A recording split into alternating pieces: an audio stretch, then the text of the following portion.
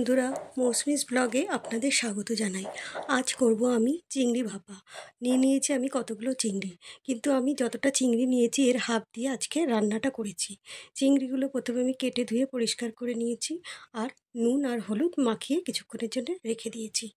তারপরে আমি নিয়েছি 3টে শুকনো লঙ্কা, জিরে আর আদা বাটা। তারপর করেছি পেঁয়াজ আর 3টে রসুন দিয়ে পেঁয়াজ রসুন বাটা। এইবার আমি চিংড়িগুলো মাখিয়ে নেব। একটা টিফিন বক্স নিলাম, তার মধ্যে আমি চিংড়িগুলো একে একে নিয়ে নিলাম।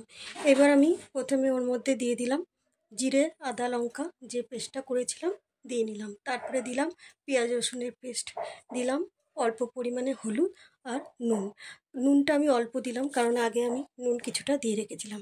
আর দিলাম সর্ষের তেল, দিয়ে হালকা করে ম্যারিনেট করে নিলাম। কটা কাঁচা লঙ্কা চিড়ে ওর মধ্যে ছড়িয়ে দিলাম, আর অল্প পরিমাণে তেল দিয়ে টিফিন বক্সটা আটকে দিলাম। আমি গ্যাস ওভেনে আগেই কিছু পরিমাণ জল কড়াইয়ে বসিয়ে রেখেছিলাম। জলটা যেই গরম হচ্ছে ওর মধ্যে একটা স্ট্যান্ড দিয়ে আমি টিফিন বক্সটা বসিয়ে একটা ঢাকনা দিয়ে 15 মিনিটের জন্য ঢাকা দিয়ে রেখে দিলাম। 15 মিনিট পর আলগা করে আমি টিফিন বক্সটা নিচে নামিয়ে দিলাম। তারপর কিছুক্ষণ পর ঠান্ডা করে আমি টিফিন বক্সটা আলগা করে দেখলাম চিংড়ি ভাপাটা হয়ে গেছে। এইভাবে আজকের রান্নাটা শেষ করলাম।